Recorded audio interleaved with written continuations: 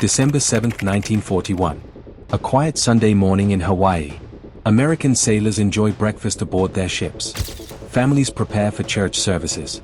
Children play on peaceful streets. In less than 2 hours, everything will change. This is the story of the attack on Pearl Harbor, the devastating surprise assault that thrust America into World War II and changed the course of history forever. As we approach another anniversary of this pivotal day, we remember the courage, sacrifice, and determination that emerged from the flames and chaos of that terrible morning. By late 1941, tensions between the United States and Japan had reached a breaking point. Japan's military expansion throughout Asia and the Pacific had created an empire spanning from Manchuria to the Dutch East Indies. The Japanese occupation of French Indochina in July 1941 prompted the United States to impose a complete oil embargo against Japan, cutting off approximately 80% of Japanese oil imports. This embargo threatened to strangle Japan's war machine and economy within months. Diplomatic negotiations between Washington and Tokyo throughout autumn 1941 had failed to resolve fundamental disagreements. The United States demanded Japanese withdrawal from China and Indochina. Japan refused, viewing American demands as unacceptable interference in Asian affairs and threats to Japanese national interests. By late November, both sides recognized that war was becoming increasingly likely, though American leaders believed any Japanese attack would target British or Dutch possessions in Southeast Asia rather than American territory. Admiral Isoroku Yamamoto, commander of the Japanese Combined Fleet, understood that war with the United States would be a desperate gamble. American industrial capacity far exceeded Japan's, and a prolonged conflict would inevitably favor the United States. However, Yamamoto believed a devastating surprise attack destroying the American Pacific Fleet could provide Japan with a window of opportunity to secure its conquests before American power could be mobilized. Pearl Harbor, the primary base of the United States Pacific Fleet in Hawaii, became the target. Japanese planning for the Pearl Harbor attack began in early 1941. Admiral Yamamoto and his staff studied every aspect of the operation, from approach routes to weapon selection. Japanese pilots trained intensively for months, practicing shallow water torpedo attacks and dive bombing techniques. Intelligence officers gathered detailed information about Pearl Harbor's defenses, ship movements, and daily routines. By November 1941, the Japanese strike force was ready. The strike force, commanded by Vice Admiral Chuichi Nagumo, consisted of 6 aircraft carriers, Akagi, Kaga, Soryu, Hiryu, Shokaku, and Zuikaku, escorted by battleships, cruisers, destroyers, and submarines. This was the most powerful carrier force ever assembled, carrying over 400 aircraft. The fleet departed from Hitokapu Bay in the Kuril Islands on November 26, 1941, taking a northern route across the Pacific that avoided normal shipping lanes. Complete radio silence was maintained throughout the voyage to prevent detection. Pearl Harbor in December 1941 was home to the United States Pacific Fleet, including 8 battleships, numerous cruisers, destroyers, and support vessels. The battleships, Arizona, California, Maryland, Nevada, Oklahoma, Pennsylvania, Tennessee, and West Virginia, represented America's primary naval striking power in the Pacific. These vessels, though aging, were formidable warships mounting heavy guns and thick armor. American commanders in Hawaii, Admiral Husband Kimmel and General Walter Short, were aware of deteriorating relations with Japan but did not believe Pearl Harbor faced imminent attack. Washington had sent warnings about possible Japanese action, but these warnings were ambiguous and suggested Japanese attacks would target the Philippines or Southeast Asia. Pearl Harbor, located over 4,000 miles from Japan, seemed too distant for surprise assault. American defensive preparations reflected this assessment. Aircraft were parked close together on airfields to prevent sabotage, the threat commanders considered most likely, making them vulnerable to air attack. Anti-aircraft ammunition was locked in storage. Long-range patrol aircraft flew limited reconnaissance missions due to resource constraints. The harbor entrance anti-submarine net remained partially open to allow ship movements. Ships moored in pairs along Battleship Row made efficient use of limited berths but created target-rich environment. American intelligence had broken Japanese diplomatic codes and could read encrypted messages between Tokyo and Japanese embassies. However, Japanese military codes remained unbroken, and crucial information about the strike force's departure and movements never reached American commanders. The final Japanese diplomatic message breaking off negotiations was intercepted and decoded, but the message revealing war's imminence arrived in Hawaii too late to provide useful warning. December 7, 1941, dawned clear and peaceful over Oahu. Sailors aboard ships enjoyed Sunday morning routines. Many were preparing for breakfast when general quarters sounded. The peaceful Sunday morning was about to become America's deadliest day until September 11, 2001. At approximately 6 a.m., the Japanese strike force, positioned 230 miles north of Oahu, began launching the first wave.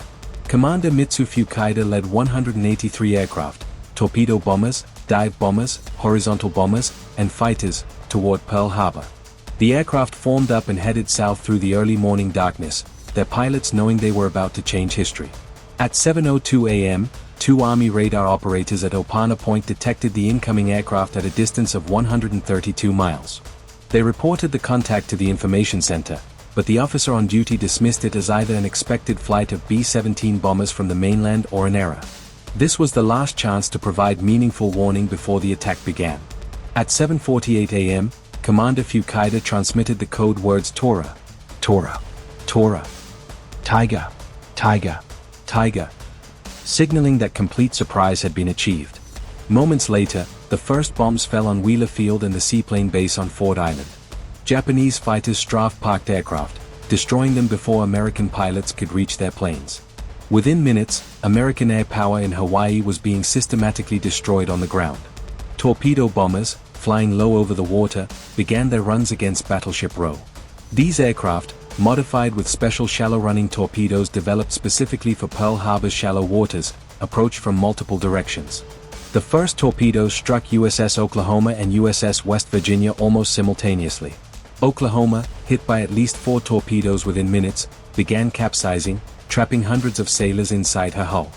Aboard USS Arizona, sailors raced to battle stations as alarm bells sounded throughout the ship. Anti-aircraft crews struggled to break open ammunition lockers and load their weapons. At approximately 8:06 a.m., a 1,760-pound armor-piercing bomb, converted from a battleship shell, struck Arizona near the forward magazines. The resulting explosion was catastrophic. Arizona's forward magazines detonated with tremendous force, lifting the ship's bow out of the water and generating a fireball that rose hundreds of feet. Within 9 minutes, Arizona settled to the harbor bottom, taking 1,177 sailors and Marines with her. This represented nearly half the American deaths that day. USS California took 2 torpedo hits that flooded her machinery spaces, causing the ship to gradually settle to the bottom. USS Nevada, moored alone at the north end of Battleship Row, got underway despite being torpedoed, becoming the only battleship to successfully sortie during the attack. Her movement drew concentrated Japanese attention, and Nevada was hit by multiple bombs and torpedoes as she attempted to escape the harbor. USS Tennessee and USS Maryland, moored inboard of other battleships, suffered bomb damage but were protected from torpedoes by the outer ships. USS Pennsylvania, in dry dock during the attack, was hit by 1 bomb but remained relatively intact. The destroyers USS Cassin and USS Downs, also in dry dock, were destroyed by fires and bomb hits. Amid the chaos and destruction, American sailors and soldiers responded with extraordinary courage. Despite complete surprise and overwhelming attack, Americans fought back with every weapon available. Anti-aircraft crews manned their guns without ammunition, then broke into locked magazines to retrieve shells. Machine gunners fired rifles when their primary weapons jammed or ran out of ammunition. Mess Attendant Second Class Doris Miller, an African-American sailor aboard USS West Virginia, carried wounded sailors to safety despite fires and flooding. When his battle station was destroyed, Miller manned an anti-aircraft machine gun, a weapon he had never been trained to use due to racial segregation policies, and fired at attacking aircraft until ordered to abandon ship. Miller later received the Navy Cross, the first African-American to receive this high decoration for valor. Ensign Joseph Taussig, aboard USS Nevada, continued directing anti-aircraft fire despite having his leg nearly severed by shrapnel. He refused medical treatment until the attack ended, maintaining his post throughout the battle. Lieutenant Commander Samuel Fukar aboard USS Arizona organized firefighting efforts and the evacuation of survivors despite severe burns. His leadership saved many lives in the aftermath of the magazine explosion. At Hickam Field, soldiers manning machine guns continued firing at Japanese aircraft despite being killed or wounded. Some machine gunners were found dead at their weapons, still gripping their guns. At Wheeler Field, a handful of pilots managed to take off and engage Japanese aircraft.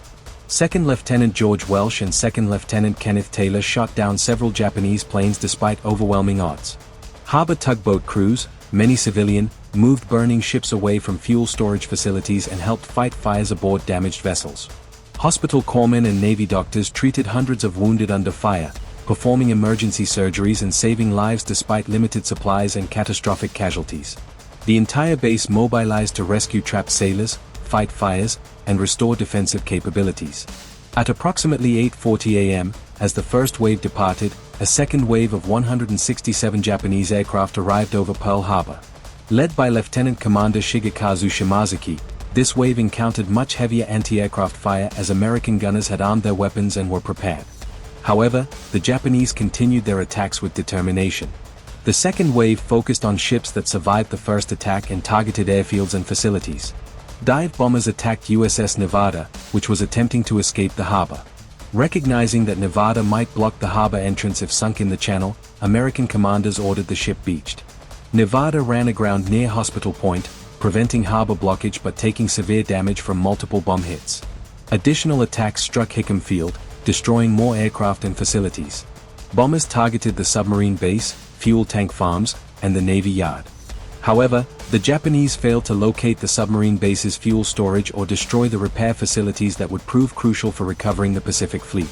American anti-aircraft fire intensified during the second wave, shooting down several Japanese aircraft. The gunners, now fully engaged and supplied with ammunition, created a defensive barrage that made Japanese attacks more costly. However, the damage was already done. By approximately 9:45 a.m., the last Japanese aircraft departed, leaving Pearl Harbor burning and devastated. As smoke cleared over Pearl Harbor, the extent of the disaster became apparent. 8 battleships had been damaged or sunk. Arizona was a total loss, settled on the harbor bottom with her superstructure above water. Oklahoma had capsized completely. California, West Virginia, and Nevada rested on the bottom in shallow water. 3 light cruisers, 3 destroyers, and other vessels had been damaged or sunk. 188 aircraft were destroyed and 159 damaged. Most devastating, 2,403 Americans were dead and 1,178 wounded. However, the attack was not the complete success Japanese planners had hoped for. The Pacific Fleet's 3 aircraft carriers, Enterprise, Lexington, and Saratoga, were at sea during the attack and escaped damage. These carriers would form the core of American naval resistance in the coming months. The submarine base was largely undamaged, and submarines would wage devastating war against Japanese shipping. Critically, Pearl Harbor's fuel storage facilities and repair yards survived intact, enabling rapid recovery. Rescue efforts continued for days. Sailors trapped in overturned Oklahoma tapped on the hull, and Navy divers cut through the ship's bottom to rescue 32 men. The last survivor emerged from Oklahoma's hull 36 hours after the attack. Bodies recovered from Arizona and other ships were identified when possible and buried with full military honors. Many remain entombed in Arizona's hull, now a memorial visited by millions. Admiral Kimmel and General Short were relieved of command and faced investigations into their alleged failures to prepare adequate defenses. Both men maintained they had not received sufficient warning and lacked resources for comprehensive defense. The investigations remain controversial, with arguments continuing about command responsibility and Washington's role in the disaster. President Franklin Roosevelt addressed a joint session of Congress on December 8, 1941, delivering one of history's most famous speeches. He declared December 7 a date which will live in infamy and requested a declaration of war against Japan. Congress approved with only one dissenting vote. 3 days later, Germany and Italy declared war on the United States, bringing America fully into World War II. The attack on Pearl Harbor unified the American people as nothing else could have. Isolationist sentiment evaporated overnight. Millions of men volunteered for military service. Industrial production shifted to war footing, beginning the massive mobilization that would produce the arsenal of democracy. Remember Pearl Harbor became a rallying cry that sustained American determination through 4 years of brutal warfare. The damaged battleships began recovery operations within days. Nevada, California, and West Virginia were refloated, repaired, and returned to service, participating in the ultimate defeat of Japan. The attack, intended to cripple American power, instead awakened a sleeping giant. Admiral Yamamoto reportedly said, "I fear all we have done is to awaken a sleeping giant and fill him with a terrible resolve." As we mark another anniversary of Pearl Harbor, we remember not only the disaster but the courage and sacrifice displayed that day. We remember the 2,403 Americans who died, many of them young sailors who never had a chance to fight back. We remember the survivors who went on to win the war, many never speaking of the horrors they witnessed. We remember the lessons about preparedness, vigilance, and the price of freedom. The USS Arizona Memorial, built over the sunken battleship, stands as a powerful reminder of that terrible day. Oil still seeps from Arizona's hull, the tears of the Arizona, as some call them, a constant reminder of the 1,177 sailors and Marines entombed below. Every year, survivors and their families gather to honor the fallen. Each year, fewer survivors remain to tell their stories. Pearl Harbor reminds us that freedom is never guaranteed and must be defended by each generation. The courage shown by those who fought on December 7, 1941, inspires us today. From the chaos and destruction emerged determination that would ultimately triumph over tyranny. The sacrifice of those who died that day must never be forgotten. If you found this documentary meaningful, please like this video and subscribe to our channel for more military history content. Share this story to honor the memory of those who served at Pearl Harbor. Leave a comment below sharing your thoughts or stories from family members who served. Thank you for watching, and remember Pearl Harbor.